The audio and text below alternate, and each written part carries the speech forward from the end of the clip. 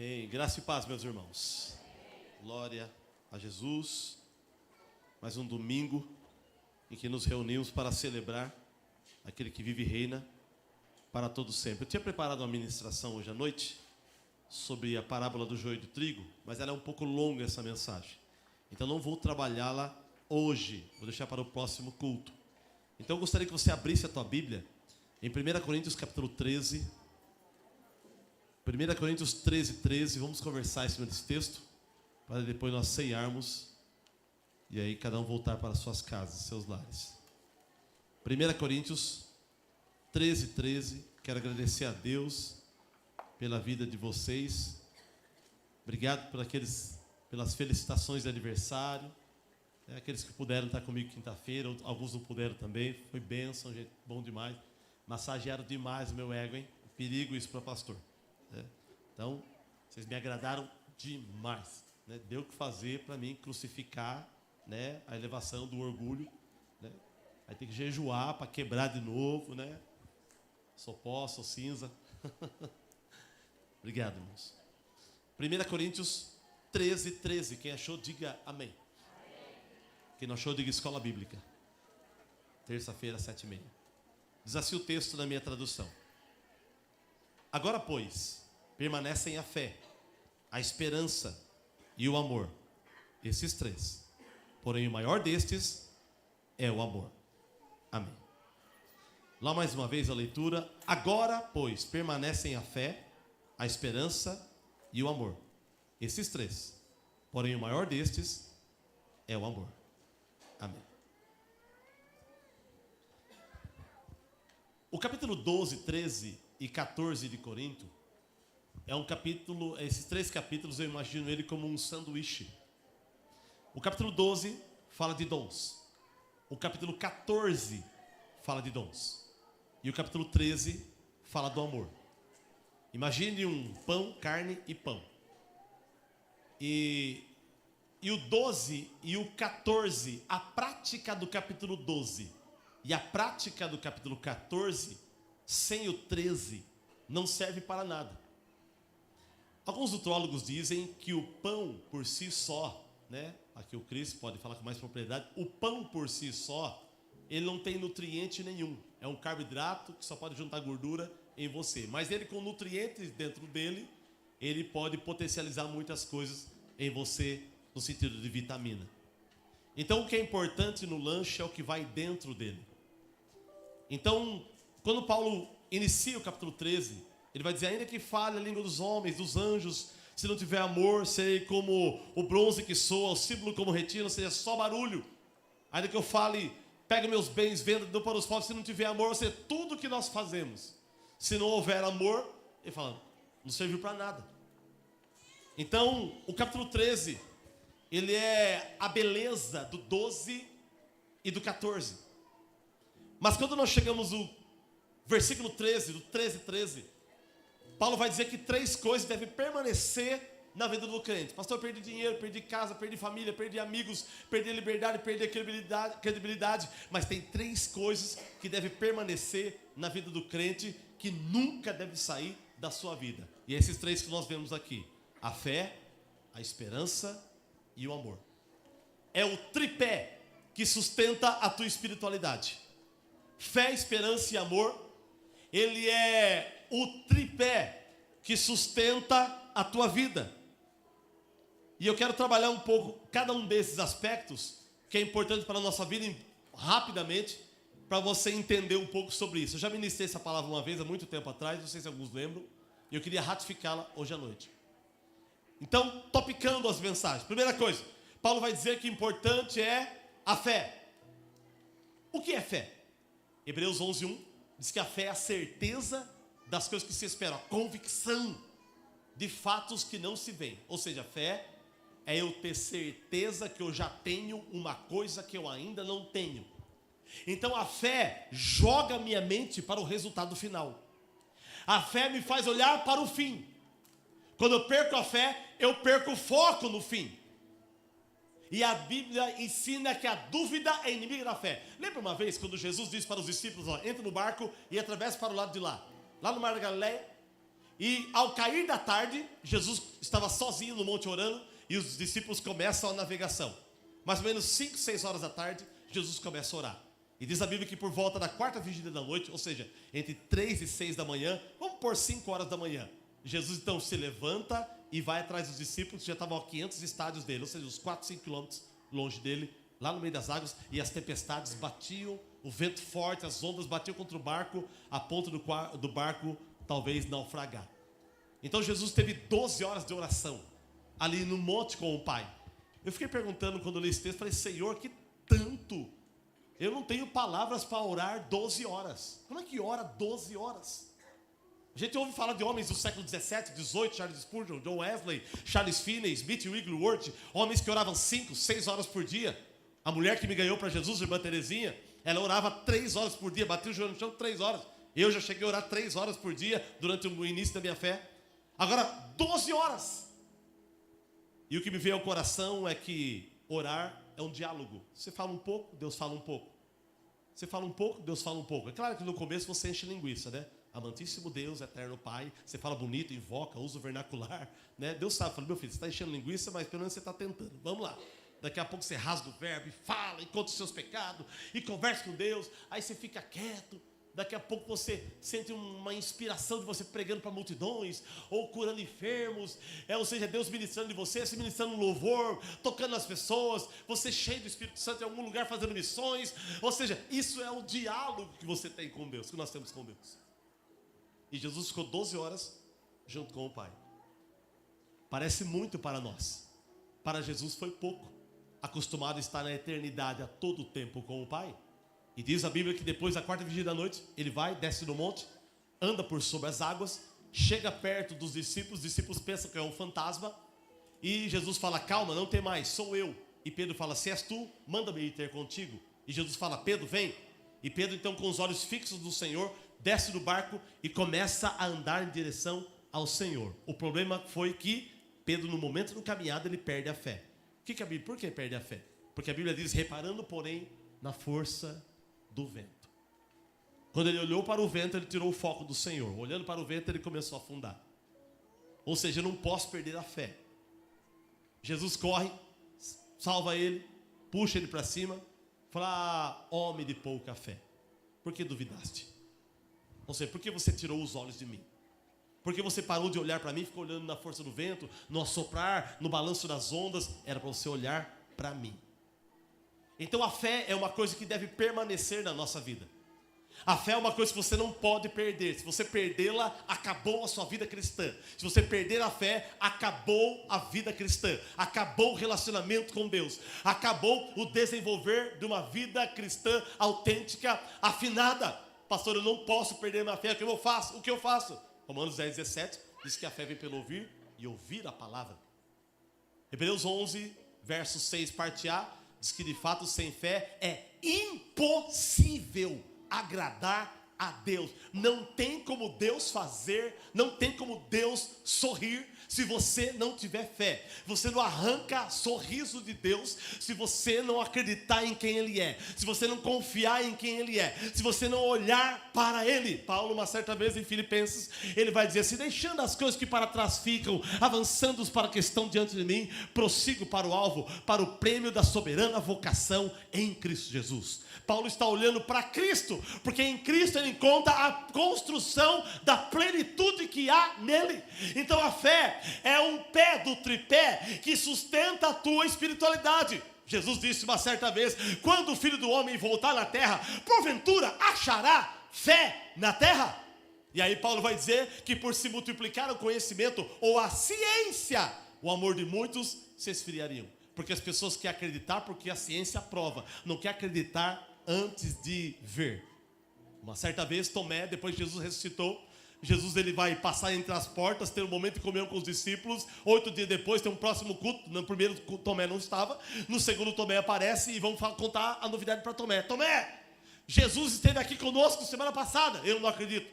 Eu só acredito se eu pôr a mão na ferida dele da mão e aqui na sua lateral. Quando isso acontece, Jesus passa entre as portas, né? Parecendo o filme do Ghost. Calma, só parecendo, não é aquilo lá não. Passou do corpo físico. Aquele negócio da moedinha, aquilo lá, já quieto.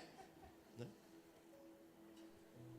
Jesus passa e eu imagino Pedro, mestre, fala, toca aqui, Tomé. Ergueu a cabeça, toca aqui, Tomé. Porque me viste, creste? Bem-aventurados os que não viram e creram. O mundo quer ver para crer. Nós não. Primeiro cremos, depois nós vemos. Aleluia.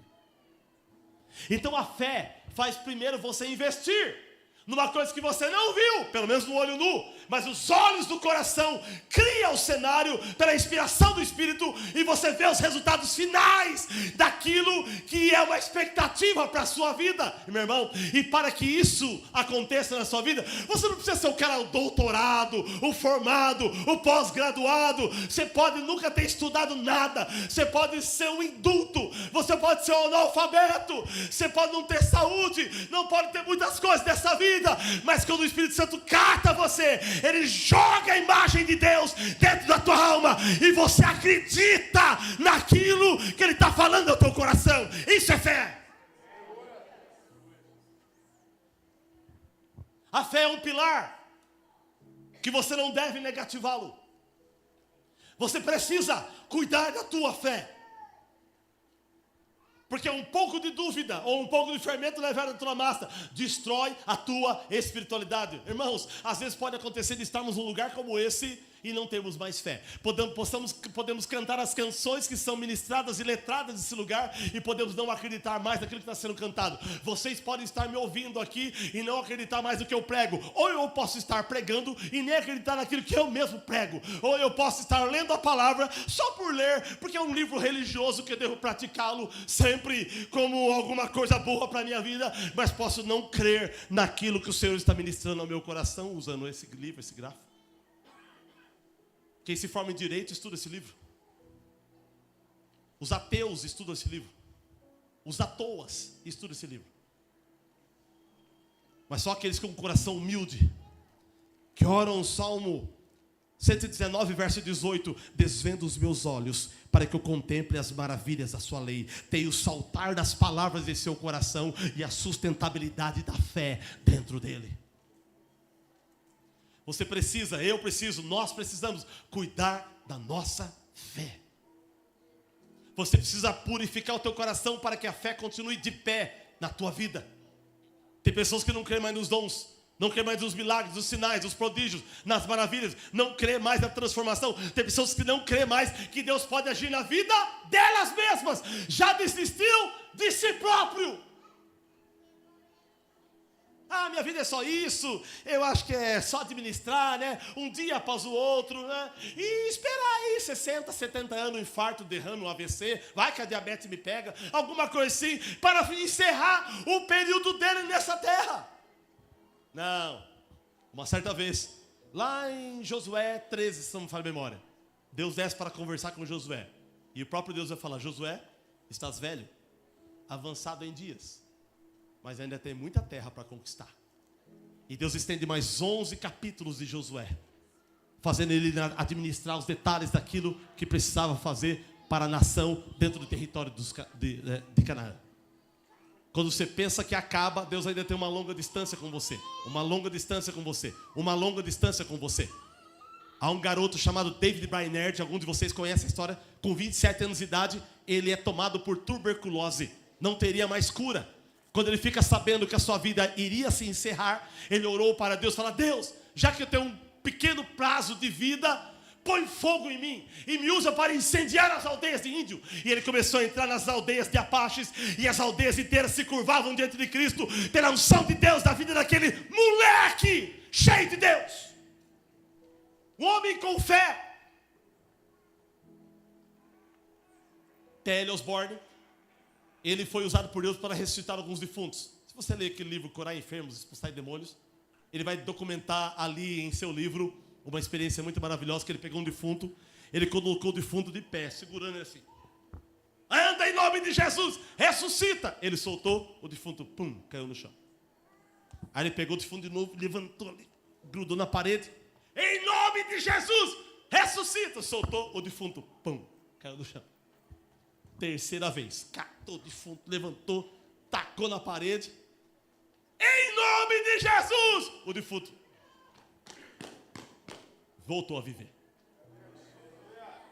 Tudo isso pela fé, pelo poder da fé. Não negative a fé na tua alma, não perca a fé. Judas, versículo 9, vai dizer que nós temos que batalhar pela fé que uma vez nos foi dada. Lute pela sua fé, lute por aquilo que Ele plantou no teu coração. Não perca a visão de futuro, não perca o resultado final, não perca o ponto final, que é o melhor de Deus para a tua vida. Conserve isso em seu coração, guarde isso na tua alma. Lute para conquistar as coisas dessa vida. Fique à vontade, mas mais do que isso, que a tua mente transcenda essa vida e tenha a expectativa da vida vindoura, daquilo que Ele tem preparado para nós. Aleluia.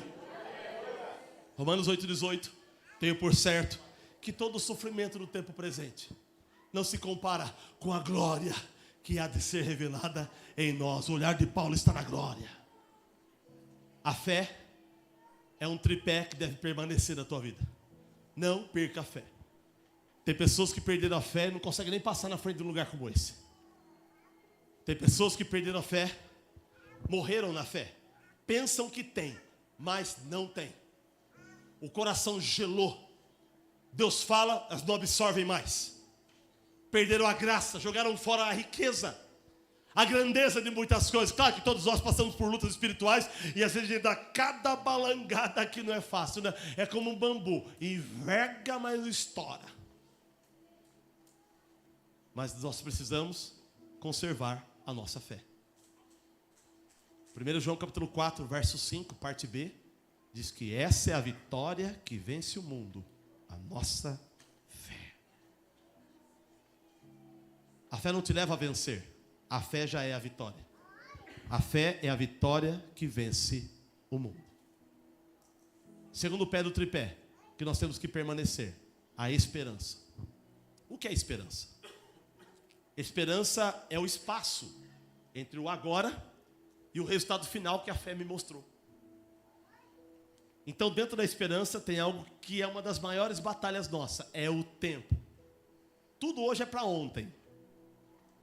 A nossa impaciência com o tempo é fenomenal. Se você pega ônibus 6 horas da manhã, você está no ponto 6:05, você já está bravo. Se o Uber vem daqui 10 minutos, se chegar 12 minutos, você reclama com o cara. Porque chegou 12 minutos, se é 10, está marcado. Tudo é para ontem. Nós somos a geração apressada. Os chineses, eles têm uma filosofia que diz que quando você corre muito para chegar num lugar, você chega, mas o corpo chega, mas a mente ainda não chegou. E você sabe que é uma filosofia, eu ainda não achei base bíblica para isso, mas já experimentei algumas coisas assim. Às vezes o culto começa às 7. Às 6. Chega às 6 do culto. Cheguei às 6. Você chegou, mas está preocupado com o carro, algumas coisas. Até você entrar no culto é 6:20.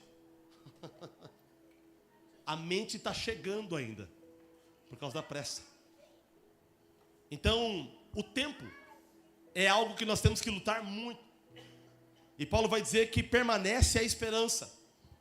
Permanece esse espaço. Mas a esperança, mais afinadamente, ela traz a ideia de estrada, aonde te leva até o resultado que a fé te mostra. Então, a esperança é trilhar o caminho do Senhor até que a fé, aquilo que a fé me mostrou, seja palpável na minha vida. Então a esperança é o comportamento diário que eu tenho nas veredas do Senhor até alcançar aquilo que a fé me mostrou. Então, simplificando, a fé é eu ver o resultado final. A esperança é o caminho para se chegar até o resultado final. E o caminho para se chegar até o resultado final é o caminho daquilo que a palavra de Deus me mostra. Salmo 119, 105, você conhece o texto? Lâmpada para os meus pés é tua palavra, e luz para os meus caminhos. Os viajantes do passado, dos tempos bíblicos, para ganhar velocidade e viajar à noite com mais rapidez e chegar mais cedo nos lugares onde eles iam, porque às vezes não queriam pernoitar nos lugares onde eles estavam, Eles amarravam os lampiões nos pés. Passavam aquelas faixas de tecido grosso e os lampiões ficavam acesos nos pés. E eles andavam à noite e aquele lampião iluminava a noite. E aquele lampião nos pés iluminava o espaço de aproximadamente um passo. Era uma luz fraquinha, igual aquela luz de Fusca 66, motor 1200, 6 volts. Quem teve o daquele? Dá glória a Deus. Quem se libertou daquilo, dá glória a Deus mais ainda. Aquela lâmpada fraca, que ilumina mais um passo. Mais um passo. Mais um passo. Você sabe onde você quer chegar, mas você presta atenção em cada passo. Em cada passo. Em cada passo que leva em direção a Ele. A Bíblia diz, então, ensina algo sobre ela mesma.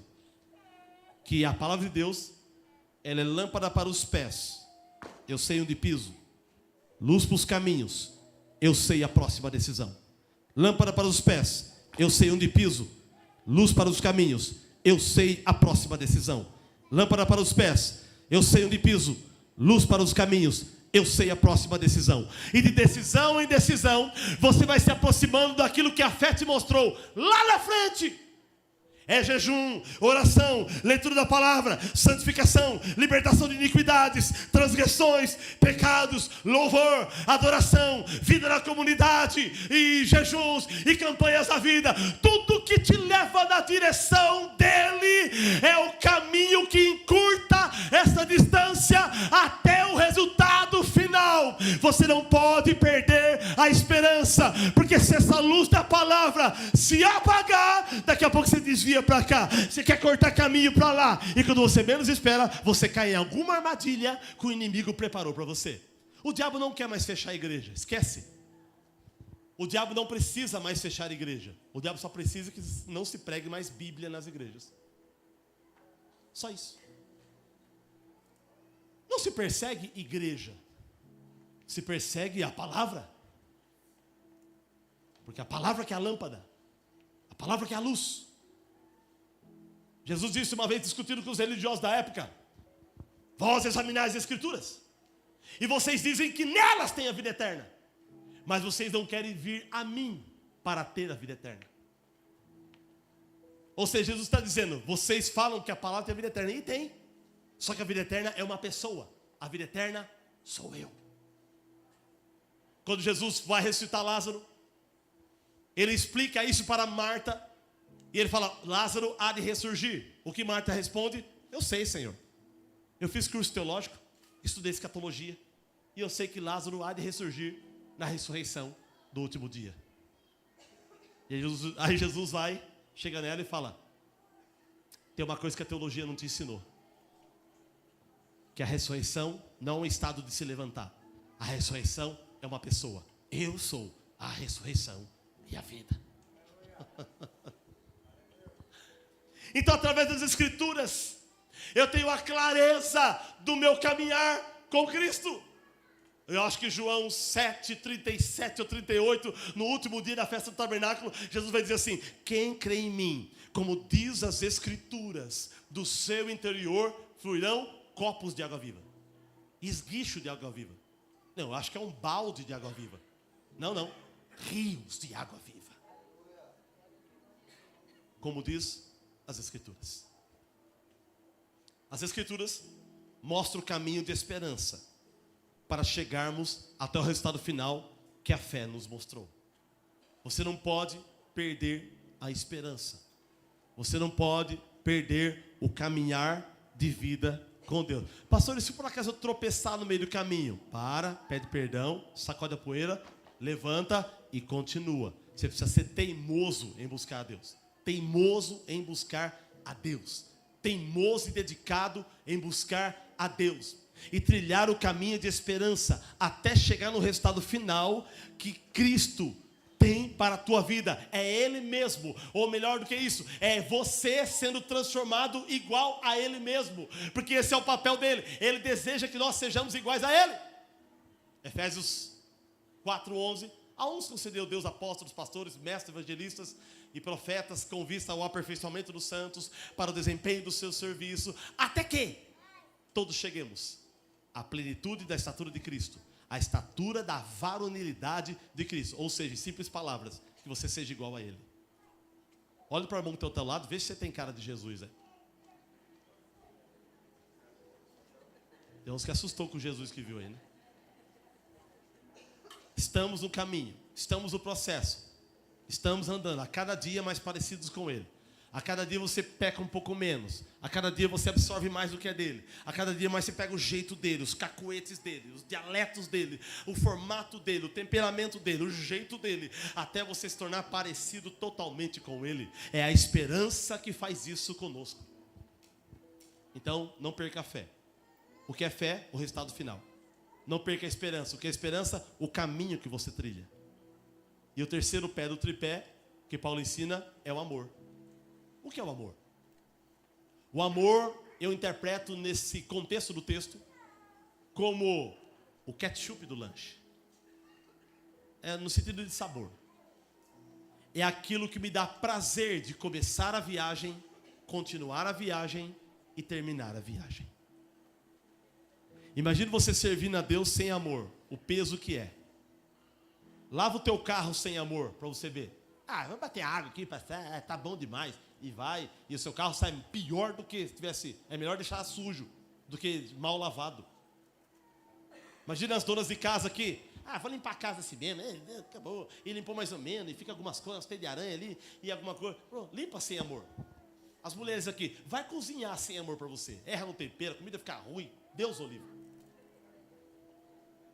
Cozinha com amor, lava o carro com amor, limpa o quintal com amor, faz favor para as pessoas com amor, prega com amor, toca com amor, ministra com amor, dizima com amor, oferta com amor, serve os irmãos com amor, vai visitar com amor, faça as coisas com amor. Você vai ver a beleza que é, como é gostoso, como isso traz um colorido para a tua vida, fazer as coisas com amor. Então, o amor é aquilo que me acompanha no começo, no meio e no fim. Só que Paulo vai deixar um segredinho para nós, revelado no final do versículo 13. Porém, o maior destes é o amor. Começa no tripé. Daqui a pouco, 2 pés somem. E fica um pé só. O pé do amor. Quando chegarmos à glória celestial, não precisaremos mais ter fé. Porque já alcançamos o resultado. Quando chegarmos no resultado final, não precisarei mais de esperança, porque eu já trilhei o caminho dela. Ela já me levou aonde ela queria. Então, chegando no resultado, obrigado, esperança, não preciso mais. Fé, obrigado, não preciso ter fé. Por quê? Porque agora eu palpei o objeto. Depois que eu toco, não preciso mais de fé. Porque eu estou vendo, agora é verde, é real, não é mais abstrato, é concreto, pronto, não preciso mais de fé. Mas o amor não. Por que o amor é maior? Porque depois que a esperança termina, depois que a fé, o resultado da fé é alcançado, eu chego no resultado, o amor continua comigo, daquele momento em diante por toda a eternidade.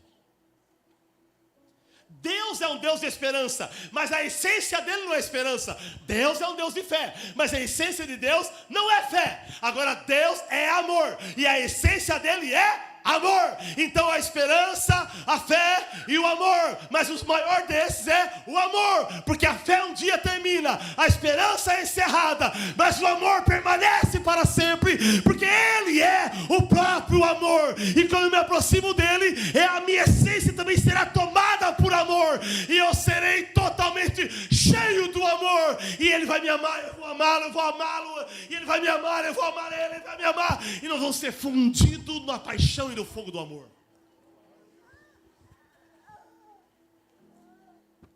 Então você não pode parar de amar Jesus agora. Agora cuidado com esse pensamento brasileiro, portuguesado. Pastor, eu não sinto mais amor. Amor não é sentimento, embora envolve o sentimento. Mas é o exercício de atitude em direção a Ele. Que tem momento que a gente sobe aqui e não sente nada para pregar. Tem dia que a gente sobe aqui e não sente nada para tocar. Tem dia que eu não sinto amor de pagar as minhas contas. Tem dia que eu não sinto amor de de levar a mulher para jantar fora. Não queria, mas vamos. Mas eu faço. E esse fazer é um exercício de amor. E talvez até uma pequena revelação do ágape, do sacrificial, em que eu me abneguei de um prazer meu para o bem do outro. Esse esse tripé, fazem a nossa vida cristã ter sentido. Então, a nossa igreja tem bastante jovens aqui. Vai demorar para morrer. A não ser que você morra de morte matada. Ninguém está com pressa. Então, até lá, você tem um desafio de sustentar a tua fé, de sustentar a tua esperança e de sustentar o amor de Deus em você. E quando chegar lá no final, obrigado, esperança. Obrigado, fé. Amor, vamos comigo agora, daqui para o desempenho da eternidade. Em 2 Timóteo capítulo 4, quando Paulo vai oferecer a sua vida em libação, em oferta a Deus, ele vai dizer: eu combati o bom combate, eu completei a carreira e eu guardei a fé. Ele não joga fora a fé. É como se Paulo estivesse falando: se eu tiver mais vida para viver, eu terei mais combate, eu terei mais carreira e eu tenho fé para ir mais longe. Paulo ainda guarda a fé, porque ele ainda está vivo, já sentenciado a ser decapitado pela espada romana, mas ele ainda está aguardando o momento e o tempo. Então a fé está guardada, porque talvez ele vai precisar dessa fé para colocar a sua cabeça naquela tora de madeira e ter a sensação da sua cabeça ser dividida do seu corpo. E até aquele momento ele não pode perder a fé. Depois que isso acontece, ele não precisa mais de fé. Porque, como diz a palavra do joio e do trigo, quando vier a colheita, os anjos pegarão o trigo e levarão aos celeiros. E aí já trago uma revelação. Quando cada um de vocês morrerem, talvez antes da morte, ou no momento da morte, vocês perceberão pelo menos 2 anjos pegando a sua alma e levando até o lugar que chamamos de paraíso. A moça que estava acompanhando minha mãe no hospital, ela confidenciou que quando a minha mãe estava em processo de óbito, no Hospital Samaritano em Campinas, disse que a minha mãe falou o nome dos 5 filhos e do papagaio. Mas e Jarbas, e Gilberto, e o Gilmar, e Divan, e o Gu? Gu sou eu. E papagaio? Parecia que tem alguém falando com ela, falando: viu, vou te levar, vim te buscar. Ela: não, mas meus filhos. E é preocupada com as coisas da terra. Se eu visse essa conversa: mãe, vaza aqui, lá é pior que aqui. Ou por orgulho: não, mas não vai, fica aqui comigo, porque eu ainda quero comer seus macarrões. Não sei. A impressão que eu tive é que ela teve uma conversa com alguém que estava buscando ela. Talvez a medicina pode interpretar isso como um distúrbio psicológico, uma miragem. Para mim, que creio na palavra, é o próprio Deus que desceu na terra e foi buscá-la. Fala: chega, basta, encerrou o teu tempo, agora você vem comigo. Mas e meus... esquece os seus filhos, dele cuido eu. Vem. Então nós precisamos conservar a fé, a esperança e o amor. Você não pode perder isso, não pode. E esses 3, fé, esperança e amor, é aquilo que sustenta no meu coração aquilo que ele fez por mim há 2000 anos atrás. Por isso que a ceia é importante. Para que ceiar? Em memória de mim. Quando eu como do pão e bebo do cálice, eu estou acendendo a minha memória do que ele fez por mim. Porque eu posso esquecer disso. Se eu esquecer disso, eu entro aqui porque é legal. Não, eu entro aqui porque tem uns caras que eu conheço. Não, eu entro aqui porque eu gosto da bateria. Não, eu entro aqui porque eu acho o máximo a cor cinza escuro com cinza claro. Não, eu acho, nossa, o pastor Jefferson, né, é o lindão. Por que risada? Deixa quieto. Jesus vai pegar vocês. Então vocês podem ter vários outros motivos de entrar num lugar como esse, né? O espetinho, ó, não sei se a unção está entrando de lá para cá, né? O holocausto. Mas note que todas as outras coisas podem roubar o lugar daquilo no topo do nosso coração. Então a ceia, quando eu como do pão e bebo do cálice, eu rememorizo o que ele fez por mim na cruz do Calvário. E volto a readequar os meus sentidos da vida cristã. Por isso, nós precisamos lutar para manter a fé em nosso Senhor Jesus Cristo. A esperança que nos leva para nosso Senhor Jesus Cristo.